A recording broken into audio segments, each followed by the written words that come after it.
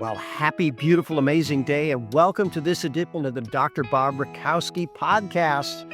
I have Dr. Elizabeth Langer here, who's a natural specialist in fertility. She's a chiropractor now for over 16 years, an acupuncturist for over 15 years, and she likes to do all things natural to help ladies bring in beautiful babies to the world. So, Dr. Elizabeth, welcome to the podcast today. Thank you so much for having me.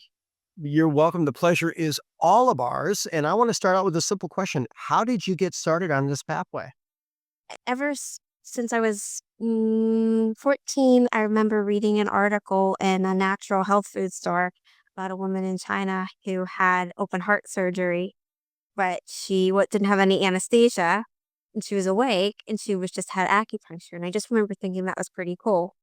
And that at the time was when I wanted to be the next Stephen King. So I wasn't really thinking, about what I wanted to do because I was just 14. And then I wanted to go into medicine when I was, think I was like a senior in high school. And I took a pre-med seminar and we really were just trying to, learn about like the traditional, path of a medical doctor. And I was like, this isn't really what I want to do. I wanted to be like Dr. Baker on Little House on the Prairie and like actually like heal people. And so I said, well, can I just explore different paths? So I was looking at different things like nurse practitioner, physical therapist. And I said, can I do acupuncture? And they're like, no, you'll never make a living at it. And I was like, well, you have to remember it was Penn State Erie in the early 2000s, so they were really super conservative. Now I see mostly acupuncture patients, 'cause chiropractic's pretty common. And my mom was like, "Well, what about a chiropractor?" And I was like, "What's that?" And she says, "Well, you remember when I couldn't shave under my arm for 3 months?" "Yeah." A chiropractor fixed it." And I was like, "Oh, yeah, that's awesome." So I interviewed a chiropractor, and I loved how it was all about just the natural using your own body to heal, how the body heals itself, and how people, and I'll never forget this quote. She said, it doesn't always happen, but sometimes somebody will get up off your table and say, oh my God, I have no pain. And she says, it's such a wonderful thing. And then it's like, I just learned all these different things that can be helped with both chiropractic and acupuncture. And here I am. Well, I want to give people a little historical perspective. So, acupuncture goes back at least 5,000 years. It's documented. But in this country, the FDA did not approve acupuncture needles as medical instruments until 1999. And then they were approved for only pain control. So I haven't looked at the update on that, even though I'm also certified in acupuncture. I have to renew my license every other year, and it's funny. Yeah. And then when we look at chiropractic, Hippocrates said in disease, look first to the spine. So that was over 2,000 years ago. D.D. Palmer in the late 1800s found it. So we're over 100 years old. And here's the interesting thing. Chiropractic was never meant to be just for a low back or a neck.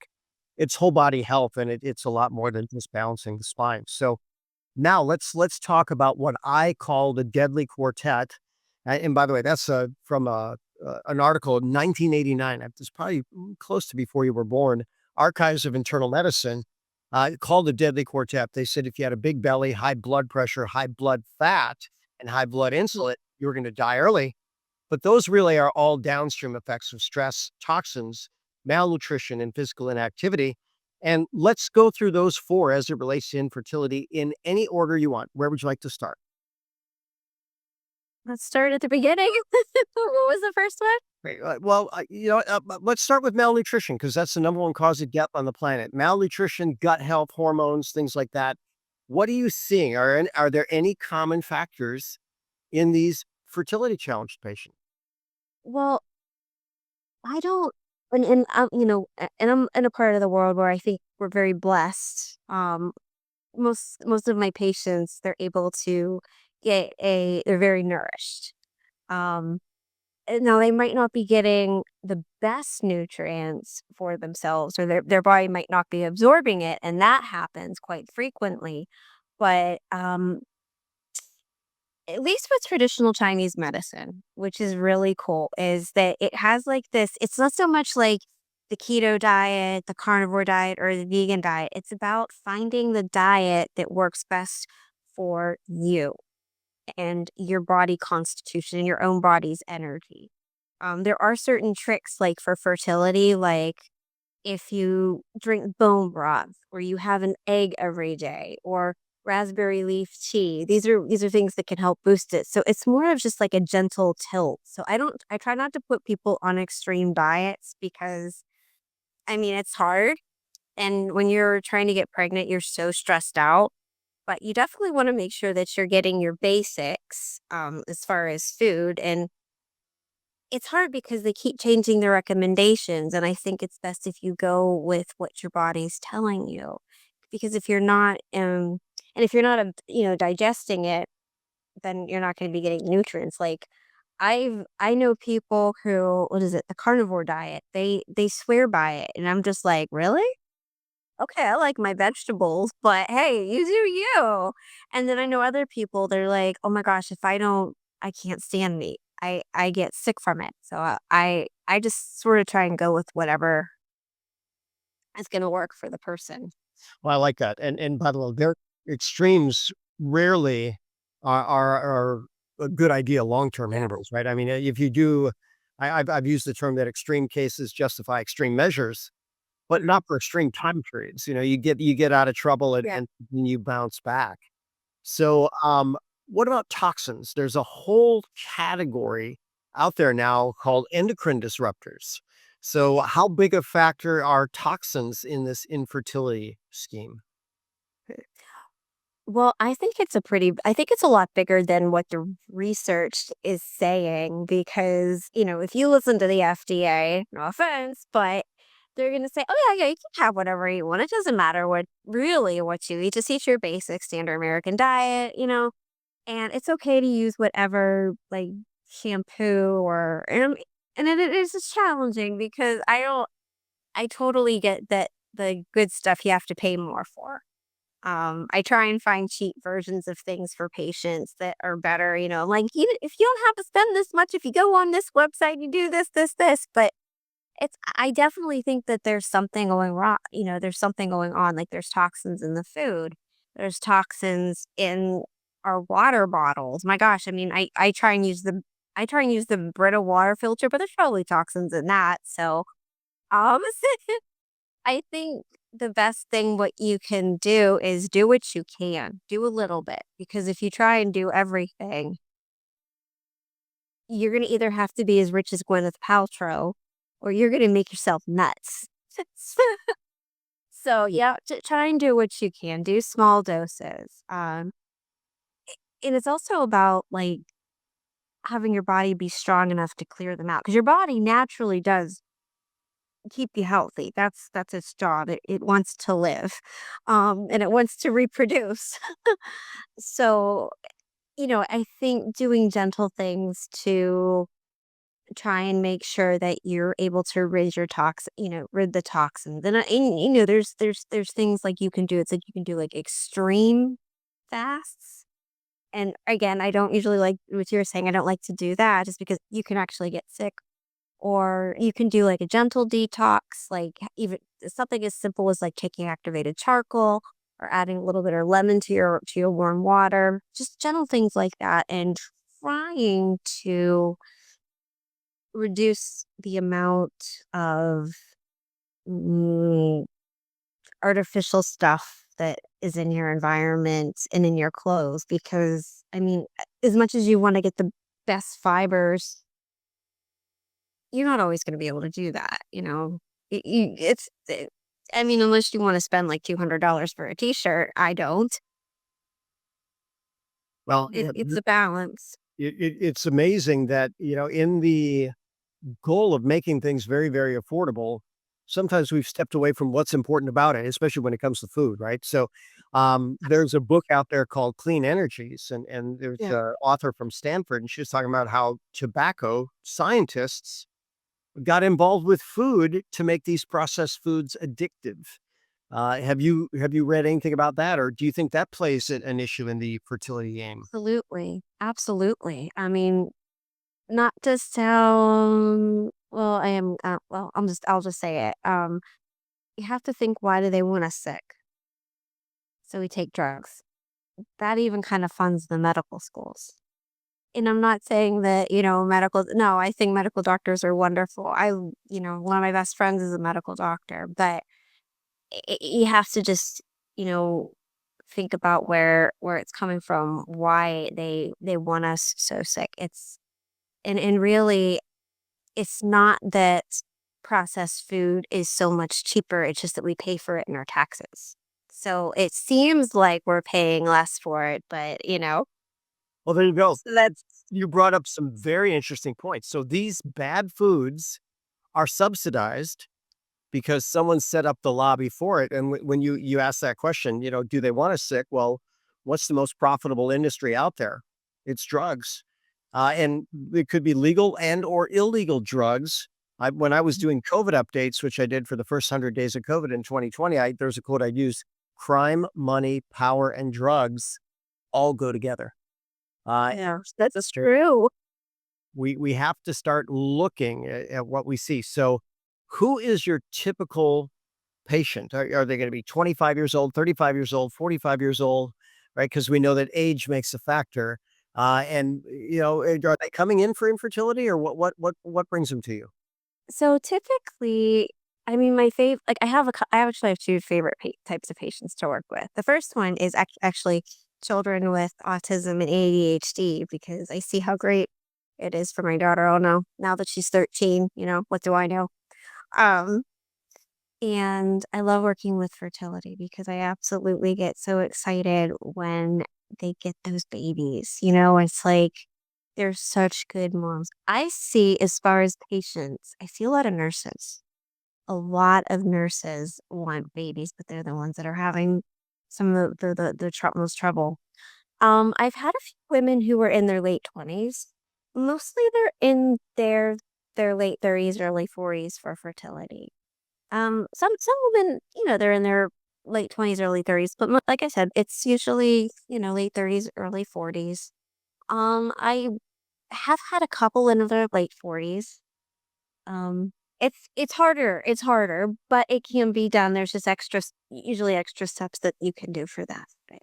Well, in the Guinness Book of World Records, by the way, I'll have to look and see how the oldest mom was. The mother that had the most babies. Here's one for you. This is prior to fertility treatments. Any idea? One mom, how many babies did one mom have? I don't know how many. 69. I think they were almost all multiple births, like triplets, quadruplets. Yeah, that was prior to fertility treatments, right? So pretty, Yeah. pretty amazing there. But you said something interesting. A lot of your patients are nurses. Good for them, right? That they're stepping up. I have actually a nursing degree. That's because of different laws in Texas. There's that I like about healthcare, and that is nothing but is beneath my dignity to relieve human suffering. And nurses really live that. But when they look at the nurses' health study, they consistently have less than average health than the general population. So are you seeing that? Do you have thoughts about that? And how can we back up on that and make that better? They are mandated to take a lot of extra procedures. And when I had my own practice, I live right by a hospital. They had to take a flu shot every year. It's like, if you want to take a flu shot, no judgment, but most of them didn't want to. And so they would just come in and they say, okay, just get this crap out of me. So I would say, okay, okay, let's just get this through you so you can, feel better and heal. I think that's part of it. The fact is, they work crazy hours, probably don't make as much. They don't get the respect they deserve. Like, I mean, when I was in the hospital, I would look at the nurse to make sure that the doctor was like, and if the nurse was like, had a good face, I'd be like, okay, I can trust the doctor. If the nurse went, I'd be like, okay, no, the doctor needs to leave. What do you think? Because you're the one that knows. So I think there's just like a lot of different things. And also like the type of personality that is attracted to nursing is you give so much. And those types of personalities where it's it's sort of sad because they're I think that's what is needed for humanity, but they're not able to receive. And then I think that can kind of energetically predispose you to certain conditions, like, even like autoimmune, like when your body's attacking yourself. I'm gonna break That for a sponsor break real quick, and then we're gonna come back and I wanna break down different pieces of that. So we're sponsored by bettercoffeeshop.com, the world's best organic coffee, award-winning, reishi-infused, great for stress, yeah, it lowers stress, great for toxins, including clearing out toxins that have been injected in people, great for malnutrition as reishi mushroom has all the fabulous 50. And then, by the way, it energizes you for better physical activity. Take our one box challenge, bettercoffeeshop.com. So, you had so much wisdom in there, and let's go back even to the psychology. So, people that are nurses tend to give, give, give, and not absolutely. really take care of themselves. So, what kind of conversation are you? Do you point that out? Do you give them advice to move in a better direction? And does it work? Well, I don't usually point things out because I don't like it when people say, "Well, why do you do this? Why do you do that?" It's like, But what I try and do is I try and let them know how wonderful they are and how smart they are and how lucky their patients are to have them. And, and like I have a more of a gentle way of being with patients. Like I try and get them to laugh. Even if it's me just tripping because I didn't have my coffee, which I love coffee by the way. Um, eh, and I just want them to like know that I want them to leave feeling good, like, "Oh my gosh, like, I matter," you know? And sometimes I don't think that they feel that. And and even when you're, like, with fertility, there is, like, a part that they put themselves last. I've noticed that. A lot of times these women will put themselves last. Yeah, nurses are just if they have, like, a strong partner, and like, they come from, like, a supportive partner, that's great. That's usually a good thing. But as far as just their psychology, I'm just sort of there for them. I just kind of hold space and just try and let them know that they're really wonderful. Yeah, I used to read the highlights of How to Win Friends and Influence People every Jan. I'd read my highlights every January 1, and I should maybe bring that back, even though maybe I just start fresh Sure. with the whole book. But that's the whole strategy that you used. Make a connection with them, get them to feel good about who they are, what they do, the value that they add, and then, oh, by the way, if you add value to you, you're more powerful to add value back to others. Now, you even mentioned autoimmunity, the body attacking itself. And here's what we found out when people are under extreme stress, their probability, and even post traumatic stress disorder could be a single major incident, their probability goes up of autoimmunity goes up exponentially and often fast. So you also mentioned autism. So are you, tell me about that. How many, are you seeing a fair amount of these autistic kids? What level of functioning and how do you get them better? What are you able to improve on them? Okay. Well, I haven't since COVID, I haven't had as many kids on the spectrum. And where I'm at right now, I parents are just starting to bring their children in a little bit now. Um, but when I had my own practice in this little town in Saxonburg, I did see a couple of kids with autism and ADHD. And what I think a big thing of it was my daughter has autism. And then people they're like, "Oh, I'm so sorry." And I'm thinking, "Why? She's cool. I got the cool kid. I could show you some of her cool artwork." And you'd be like, "Mm." But I one thing I did do was chiropractic with her. She always got chiropractic, and that really helped to it did a couple of things. It helped to balance her spine, it balanced her nervous system, and it got her used to being touched. So, she's a very cuddly little, she's taller than me, but she's always 3 years old in my brain. So, it was a small town, so people were kind of see that and like, "You know what? I know somebody who has autism. Can I bring him to you?" And what I would do was and I'd say, "Okay, sure. So, here's what I want to do." And since it was my own practice, I could do this. I would say, "I'm gonna gift you 4 sessions close together. I want you to see what it can do for these kids before you put them on meds." I mean, I don't know, and they weren't autistic to the point like, they weren't level 3 or they were usually able to have have like a slight conversation. I mean, like definitely not Asperger's, but like more like Emily. She's more of like a cadence. It's like, how are you doing? Good. And then sometimes it's like by the end of it they might be like, how are you doing? And they might kind of look up at you and smile and say, good. And it was just like little things like that. But my God, like just smile, comfort, feeling a little less yucky and forward in their own body. Um, Another thing we talked about was like diet as far as autism and how important that is, especially when they're younger. Now my daughter goes to school and and the teacher's like, I gave them goldfish and cheese balls. And I'm like, okay. And it's like you don't want your kid to be the odd one out, but when they're little, it's easy. It's more important because they have tummy issues a lot of times, and when they're in pain, they can't express. They have hard time expressing it. So what do you do when you're in pain? You just scream. I mean, when I'm in pain, I scream. Yep. So, Oh, but I noticed that with chiropractic, it helps to kind of unblock that. It also moves your digestive system, which is one of the greatest things. Like, acupuncture is good for kids on the spectrum, it's just, let's be real, most kids don't like needles. no. So what do you do for kids on the spectrum? Do you use needles? Do you use cupping? Do you use tapping? What do you do for those kids? A lot of times what I'll do is I'll do, chiropractic, and, if their parents are really determined for them to get acupuncture, I use less needles, smaller gauge, and something called moxibustion, Mhm. which is really cool. It's like this herb, it's mugwort, you light it up like incense, and it's really nice and warming, and I'd say most kids love that.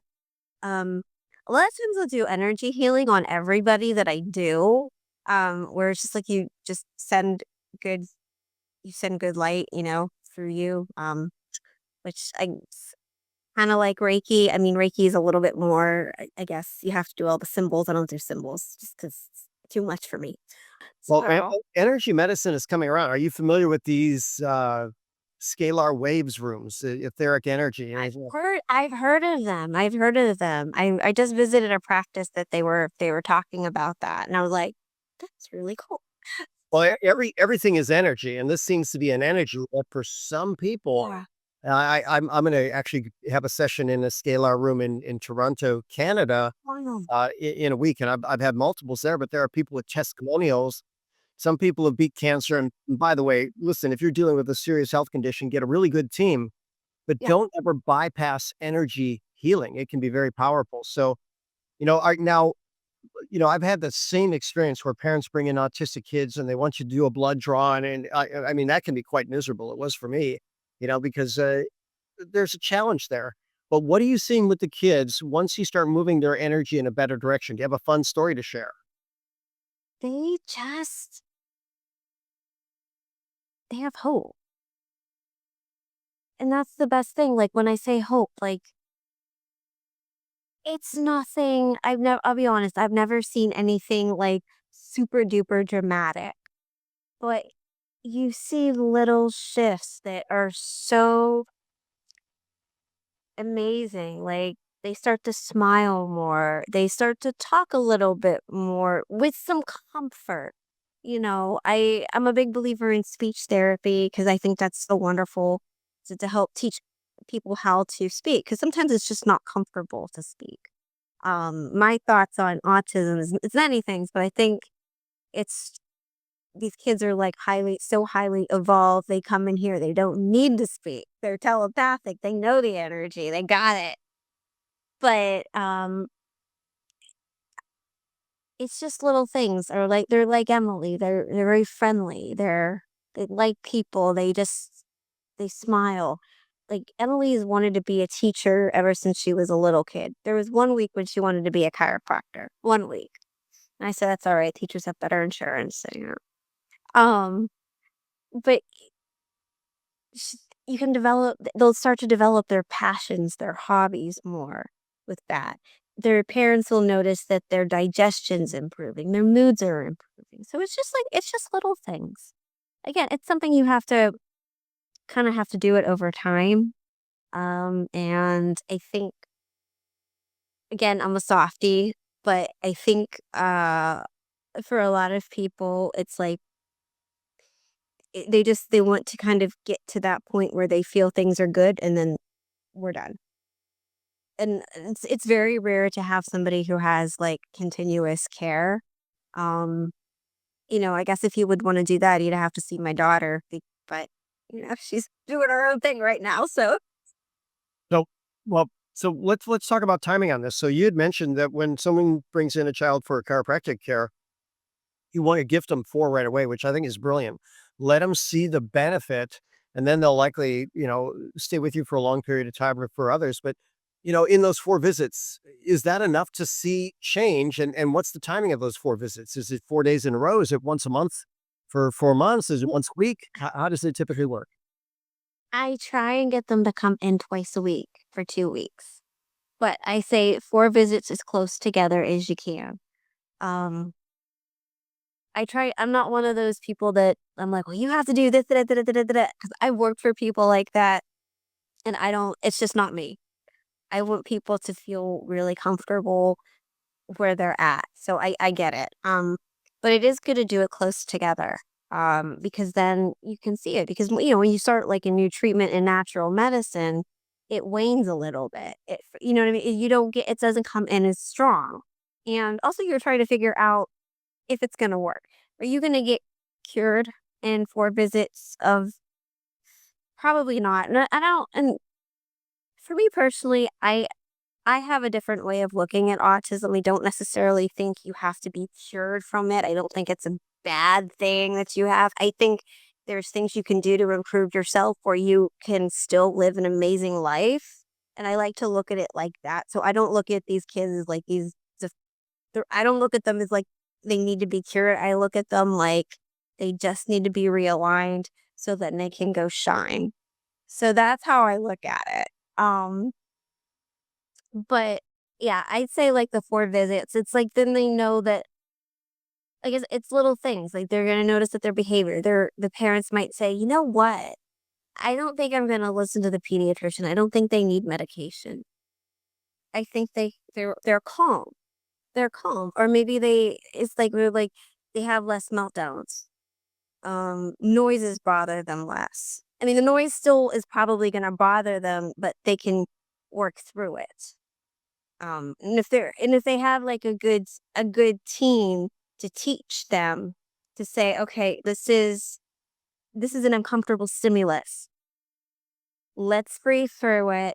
Let's work through it. This is how you work through it so you can live your big life. So to me, that's how I see kids on the spectrum. It's just removing interference, and reducing the food. When Emily was little, I had her on such a strict diet, but now that she's in 7th grade and the kids are doing all the fun things, I'm like, okay, this food's gonna make you sick. This is what's gonna happen. No excuse. And she's like that. She likes that, but she knows, and then she's at the point now where she can control her moods. Um, Sounds like you've done a phenomenal job with her and the many there that you're absolutely worth it. we go. I I love seeing it. I love seeing these kids just light up, and I love seeing the parents like be not feel depressed. That's probably something that you can't possibly put a value on. I'm gonna put in a plug for bettercoffeeshop.com cocoa because I'll tell you what, we've got some autistic kids. It's infused with a mega dose of reishi that it works really, really well. So I'm going to send you some for Emily, send you a little coffee for you. Ew, And by the way, ew. anybody that wants to go to bettercoffeeshop.com, go there. Elizabeth, what is the best way for people to get a hold of you? You can email me or you can call me. Well, maybe you don't want to call me, but What's your email? it's Langer, like my name, 333 at gmail.com. Langer333 at gmail.com. Very good. All right. Well, that's going to wrap up this wonderful conversation. I'm excited. If you have issues with fertility, if you have issues with anything on the autism spectrum, contact Elizabeth.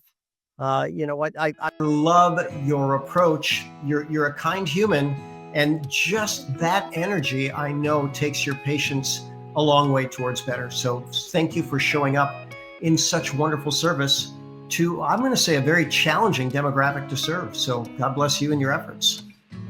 Thank you so much. You have a wonderful day. I will. You too.